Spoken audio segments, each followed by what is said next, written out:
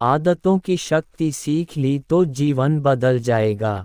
दोस्तों, किसी ने सही बात कही है कि दूसरों की समस्याओं का आनंद लेना बंद कीजिए, वरना ईश्वर आपको वही गिफ्ट कर देंगे, क्योंकि भगवान वही तो गिफ्ट करते हैं जिसमें हमें आनंद आता है। आदतों को लेकर के आपने बहुत सारी कहानी सुनी होंगी, जैसे आदत से मजबूर होना, पुरानी आदत है जाते आते जाएगी, बहुत सारी कहावतें हैं। जैसी आदत है वैसा जीवन, लेकिन आदत ऐसे नहीं बनी है। दरअसल हम जिंदगी के नाम पर आदतों को ही जीते हैं। बहुत सारी आदतों को एक जगह इकट्ठी कर ले तो जो बनती है वह है हमारी जिंदगी। नमस्कार दोस्तों, मनोज महतो ऑफिशियल में आपका दिल से स्वागत है।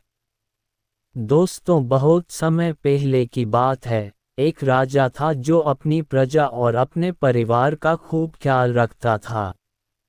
लेकिन राजा को अपने आदमियों पर कुछ दिनों से संदेह था, और उस राजा के 3 बहुत ही खास मंत्री भी थे जो उसका काम संभालते थे। लेकिन कुछ दिनों से राजा के उन 3 मंत्रियों में से कोई एक मंत्री ऐसा मंत्री था जो राजा के पैसों में गड़बड़ी कर रहा था, और वह मंत्री अपने काम को भी ठीक से नहीं कर रहा था।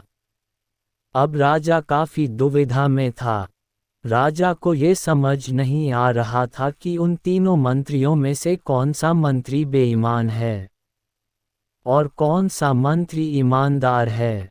ये पता लगाने के लिए एक दिन राजा ने उन तीनों मंत्रियों को अपने पास बुलाया और कहा, देखो मंत्री जी, हमारा जन्मदिन आ रहा है, इसलिए आप तीनों को एक घने जंगल में जाना होगा और आप तीनों को एक एक बैग दे दिया जाएगा।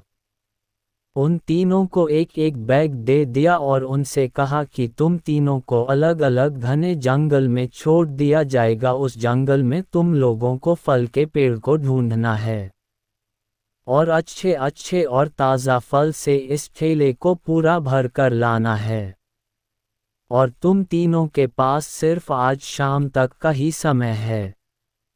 राजा के कहे अनुचर वह तीनों मंत्री को जंगल में छोड़ आए। उसके बाद वह तीनों मंत्री जंगल में आ गए। उसके बाद पहला मंत्री बहुत ईमानदार और मेहनती था, तो उसने राजा के लिए बहुत सारे अलग अलग और अच्छे और ताज़ा फल से अपने ठेले को पूरा भर लिया।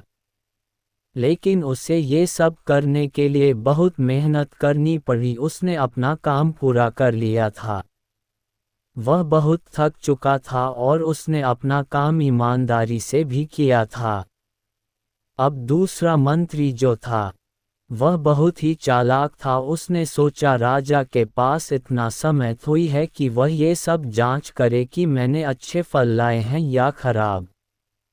तो बिना ज़्यादा मेहनत किए उसे जैसे ही फल जमीन पर पड़े मिले, उसने वह अपने ठेले में रख लिया, बिना ये सोचे कि वह अच्छे हैं या खराब। जो उसे जमीन पर पड़े फल मिले थे वह बहुत ज़्यादा खराब थे और वह आराम से पेड़ के नीचे बैठ गया।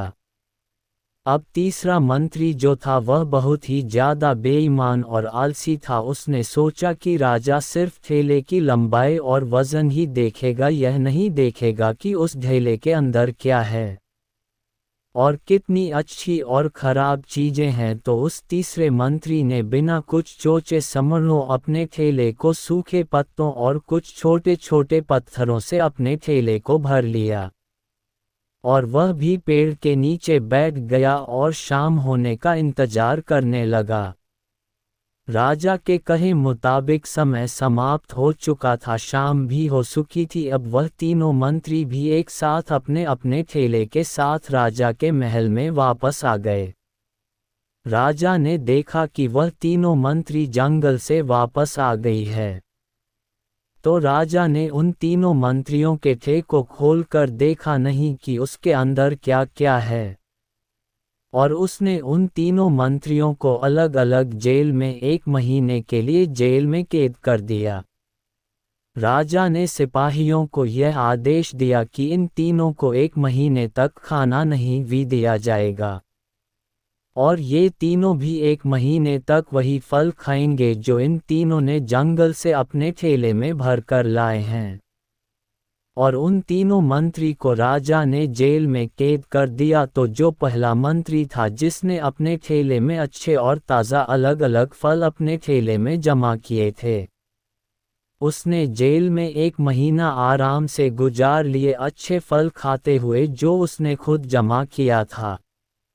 उसके बाद जो दूसरा मंत्री था जिसने बेकार और खराब फल अपने ठेले में रखे थे, उसे वही बेकार और खराब फल 1 महीने तक खाने पड़े। और वह उस जेल में ज़्यादा दिनों तक टिक नहीं पाया और बाद में वह खराब फल खाने की वजह से बीमार पड़ गया और उसकी तबीयत खराब हो गई। अब जो तीसरा मंत्री था जो बहुत ही बेईमान और आलसी था, जिसने अपने ठेले में सिर्फ सूखे पत्ते और कुछ छोटे छोटे पत्थर भरे थे, क्योंकि उसके ठेले में खाने के लिए कुछ सूखे पत्ते और कुछ छोटे छोटे पत्थर ही थे, तो वह 1 महीने के लिए क्या खाता। और तभी उसे अपने बेईमानी और आलस्य पर पछतावा होने लगा कि शायद मैंने उस दिन थोड़ी मेहनत करके इस ठेले में फल रख दिए होते तो आज मेरा ये हाल नहीं होता। और वह बिना कुछ खाए वह मंत्री जेल में 2 दिन के बाद ही जेल के अंदर ही भूख के कारण मर गया। तो दोस्तों, इस कहानी से हमें ये सीख मिलती है कि हम जो आलस और बेईमानी करते हैं, बेईमानी मतलब अपने ही काम में अपना कुछ नहीं करना, अपना मन नहीं लगाना और खाली बैठे रहना, तो उससे आज तो हमें कोई फर्क नहीं पड़ता। आज तो हम अपने काम में आलस करके आराम कर लेते हैं, लेकिन कल भविष्य में कुछ दिन के बाद हमें उस पर पछतावा होता है। आपने बहुत से लोगों को ये कहते हुए सुना होगा कि काश उस समय पर मैं ऐसा कर लेता तो आज उस इंसान की जगह में होता। लेकिन उस समय पर उन लोगों ने आलस को अपनाया था, इसीलिए वह आज जहाँ के वही है, और जिसने मेहनत को अपनाया था वह इंसान अपनी मंजिल में आगे बढ़ गया। तो अपने काम के साथ बेईमानी और आलस्य बिल्कुल भी मत करो। उसके 77% बाद तो हमें पछतावे के अलावा और कुछ भी नहीं मिलता। ये जो समय है ना, इसकी कीमत कोई नहीं लगा सकता है। हम लाखों रुपए देकर भी अपनी जिंदगी का 1 मिनट भी वापस नहीं ला सकते। इसीलिए इस समय का सही उपयोग करो। समय की एक अच्छी बात है और एक बुरी बात है। अच्छी बात यह है कि हम उसे किन चीज़ों में गुजारते हो, ये हमारे हाथ में होता है, और बुरी बात यह है कि समय गुजर जाता है और सभी के पास दिन में 24 घंटे होते हैं। गरीब के पास भी और अमीर के पास भी, बस ये हमारे हाथ में है कि हम उस समय से क्या नया कर सकते हो। तो अपने एक एक पल का हिसाब रखो कि हम उन्हें किन चीज़ों में गुजार रहे हैं।